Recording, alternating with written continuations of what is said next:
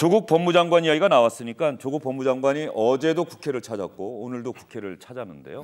오늘 정의당을 어제에 이어서 오늘도 찾아갔습니다. 어제는 심상정 대표 만났고 오늘은 윤소아 원내대표를 만났습니다. 검찰개혁 그 과정에 있어서도 불필요한 정치적 오해 과정이나 이런 것 없이 공명정대에 의한 판단과 이해를 바탕으로 해서 국민이 요구하는 그런 결론을 상호 도출해 주실 것을 부탁드립니다. 다시 한번 축하드립니다. 예. 검찰 수사와 관련해서는 일체 제가 보고를 받지 않고 있고 당연히 지휘도 하지 않고 있습니다. 그래서 그 점에 있어서는 제가 언급한다는 자체가 사실 조심스럽기 때문에 어떤 언급도 하고 있지 않는 게 현실입니다. 예, 윤소아 원내대표는 덕담을 하네요. 어제 심상정 정의당 대표의 이야기하고도 좀 결이 다르고 한결 누그러진 듯한 그런 모습이네요. 어제는 조국 장관이 기대를 했던 그런 덕담을 정의당에 가서 듣지를 못했죠. 예. 심상정 대표 입장에서는 조국 장관 이른바 데스노트를 포기하면서 잃은 정의당의 표가 얼마나 많은지 거기 반영이 된 겁니다. 개혁 제대로 못하면은 나 반대할 수밖에 없는 거고 지금 돌아가는 형국을 보니까 이거 반대를 할 수도 있겠다라고 지금 사실상 굉장히 경고성 메시지를 전달을 좀 했죠. 오늘 같은 경우는 이제 뭐 덕담으로 좀 갈 수밖에 없는 거고 축하한다 소리를 듣긴 들었습니다만은 조국 장관 입장에서는 데스노트를 유예받는 대신에 정의당한테 큰 빚을 졌고 이런 식으로 가서 예방을 하지 않을 수 없는 상황이고 정의당은 조국이라는 이런 존재 자체가 얼마나 계륵 같은 존재가 됐는지를 저 모습에서 다 확인할 수 있는 그런 국회 상황입니다. 예. 정의당에게 조국 장관이 계륵이다. 예, 정의당 입장에서는 상당히 고심스러운 선택을 했었는데 그 선택의 역풍이 만만치 않았다. 예, 그런 뜻으로 이해를 하시면 될 것 같습니다. 그러면 조국 장관 조금 전에 원희룡 의원도 얘기를 했습니다만 어제 국회를 찾아갔는데 특히 대한연대죠. 평화당에서 탈당한 여기에서는 당장 그만두는 게 좋지 않겠습니까? 라는 이야기까지 들었습니다. 어떤 이야기들이 오고 갔는지 저희가 어제 조국 장관의 일정을 정리해봤습니다.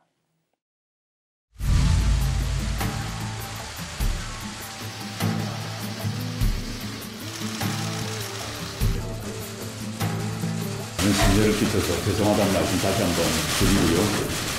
보다 겸허한 자세로 업무에 임하도록 하겠습니다.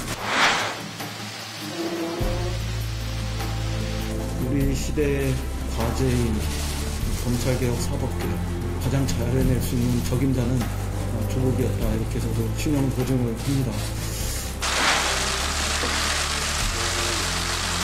개혁에 장애가 되실 때는 가차없이 비판을 할 것이다. 개혁을 위해서 과감한 자기결단을 요구할 수도 있을지 모르겠습니다. 또 문재인 대통령과 정부 또 집권 여당 더불어민주당을 위해서도 그렇고 우리 조 장관님을 위해서도 그렇고 내려놓는 것이 좋지 않겠냐 이것이 많은 국민의 의견인데 한번 깊게 생각을 하고 해주시는 것이 좋을 것 같습니다. 주신 말씀 무겁게 받아들이고 생각하겠습니다. 감사합니다.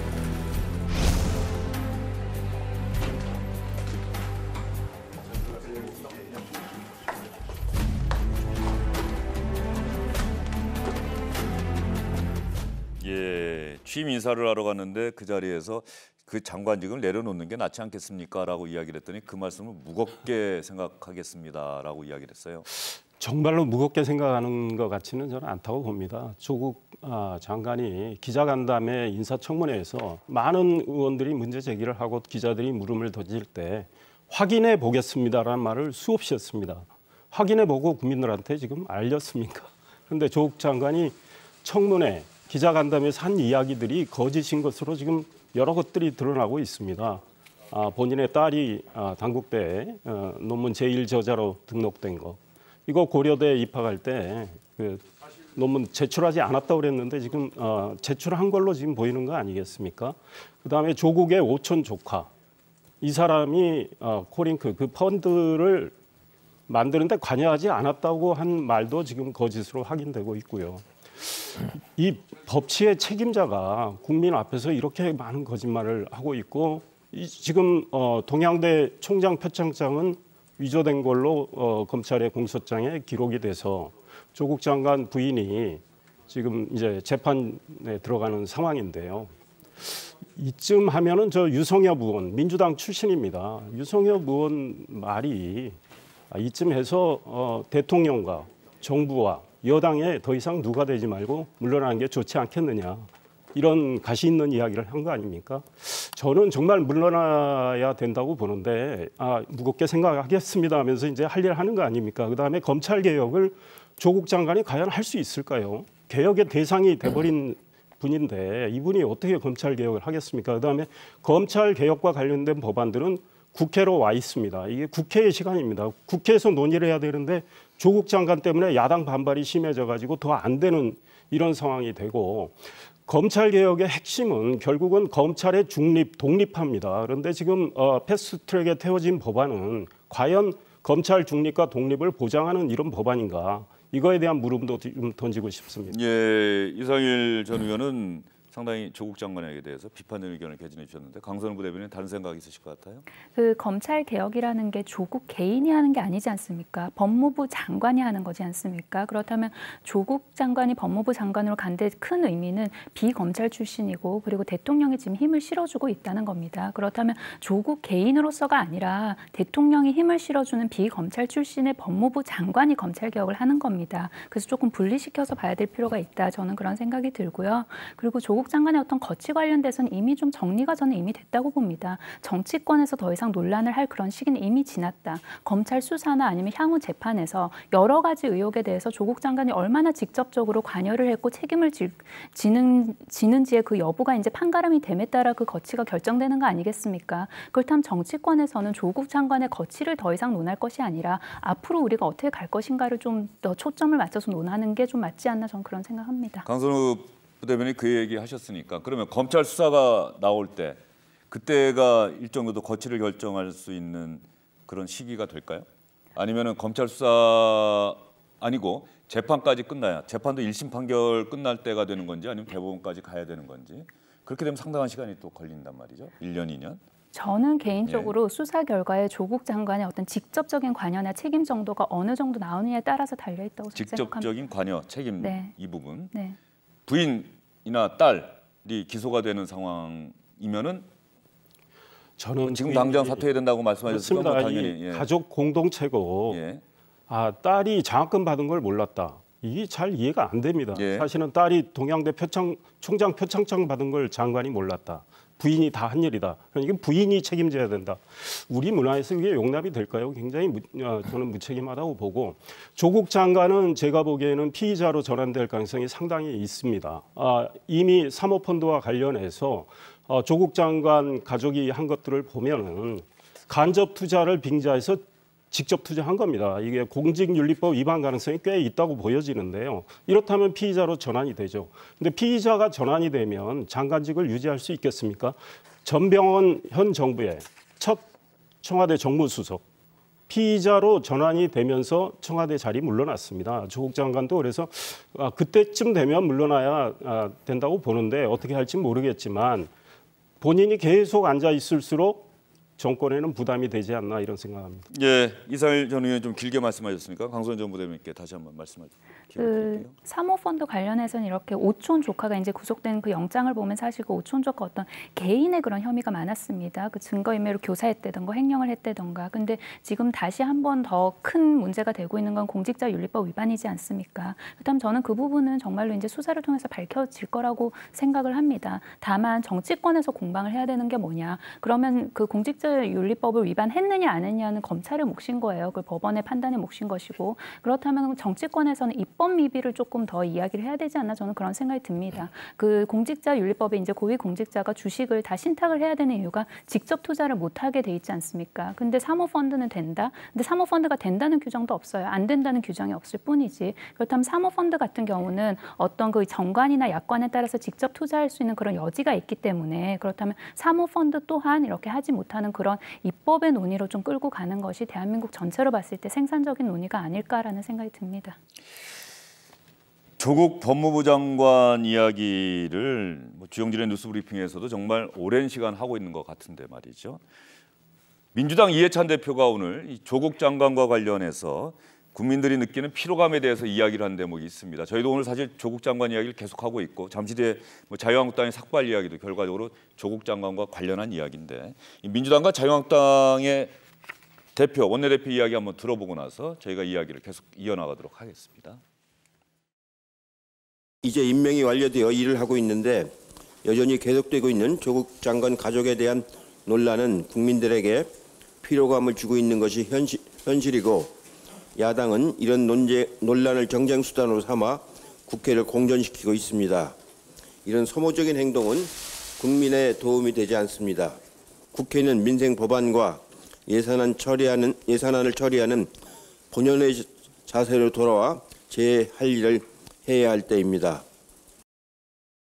일국의 법무부 장관이 검찰에 불려다니고 수사를 받는 그 가당치 않은 꼴을 우리 국민들한테 보여주는 것은 정말 국민에 대한 희롱이라고 생각합니다. 또한 우리 선진 대한민국에 대한 모독이라고 생각합니다. 문재인 대통령께 충고합니다. 버티는 조국, 결론은 파국, 이러다 망국입니다. 조국 장관이 법무부 장관으로 지명된 게 지난달 9일, 그러면은 거의 40일이 지금 넘어간 시점인데 이 40일이 넘어가도록 매일같이 언론에서는 주요 뉴스로 다뤄지고 자유한국당은 앞으로도 계속 국정조사, 특검 얘기는 요즘 안 하는 것 같고요. 국정조사 이야기가 좀 나오는 것 같은데 계속 끌고 나가겠다는 거죠. 그렇죠. 국정조사가 4분의 1의 발의면 국정조사 발의는 할 수 있습니다. 예. 한국당 스스로도 할 수 있다는 얘기예요. 110석이니까. 그런데 야당과 공조를 해서 하겠다고 지금 끊임없이 얘기를 하고 있고 오늘 국정조사 그 발의하는 문제를 야당과 실제로 지금 논의를 좀 하고 있습니다. 이게 왜 그러냐 하면 장관 해임 건의안은 구속력이 없습니다. 아시다시피. 장관 해임 건의안 싸우고 싸워서 통과시킬 가능성도 낮지만 통과시킨다 한들 대통령이 무시하면 그만입니다. 예. 근데 국정조사는 좀 얘기가 좀 달라요. 만약에 통과를 시킨다면 그건 법적 구속력이 있고 끌고 나갈 수 있겠죠. 그런데 국정조사 역시 재적의원 과반수의 찬성이 필요하기 때문에 한국당, 바른미래당, 무소속 다 끌어봐야 지금 한 143명 정도 될 것이고 결국 과반은 못 채웁니다. 야당들끼리의 협조와 공조가 필요할 겁니다. 연대할 겁니다. 대한연대, 민주평화당 여기와도 협조를 해야 되는 상황이다. 국정조사가 실제로 이루어지기 위해서는 어쨌든 자유한국당은 국정조사 카드를 만지작하고 있는데 실제로 이것을 발의해서 통과까지 해낼 수 있을지는 좀 더 지켜봐야 되겠고 그러다 보면 자유한국당은 어쨌든 계속해서 조국 이야기를 할 수밖에 없다. 어떻게 보세요? 그런데 실제로 네. 많은 분들이 이제 조국 장관 이야기 좀 그만하면 안 되겠느냐 이런 이야기도 좀 하지 않습니까? 글쎄요, 제 주변에는 없습니다. 전혀 없습니까? 왜냐하면 이상해요. 우리 처음 보면 앵커께서 예. 저도 이런 경험이 처음입니다. 예. 저도 기자 생활을 오래 했지만 어떤 특정 장관 후보자가 지명이 되고 청문 과정을 거쳐서 청문 보고서 채택이 안 됐더라도 대통령이 임명하면 그 장관에 대한 여러 가지 논란이나 이런 건 그 이후엔 잠잠해지는데 물론 조국 장관의 경우 가족에 대한 또 본인에 대한 지금 수사도 저는 아마 내사가 진행 중이라고 생각합니다. 사실 그 앞부분까지는 비슷한 그 발걸음을 밟아온 장관들이 있긴 있어요. 그런데 검찰 수사라고 하는 대목 그렇죠. 또 장관이 그냥 다부처 장관도 아니고 법무부 장관이라는 점이 바로 그렇습니다. 그러니까 수사가 진행이 되고 있고 또 언론이 취재 경쟁을 하면서 게다가 의혹이 다른 장관 후보자의 경우는 이렇게 많지는 않았습니다. 그러다 보니까 지금 40일 넘게 계속 조국 장관에 대한 언론 보도가 이어지고 우리 이 자리에서도 계속 이야기를 하게 되는데 앞으로도 저는 수사가 일단락이 돼서 정말 수사 결과가 발표가 되고 모든 가족이나 조국 장관 본인을 포함해서 본인이 포함될지 안 포함될지는 지켜봐야 되지만 검찰의 기소가 이루어진다. 이렇게 되기 전까지는 아마 계속 나올 것 같고요.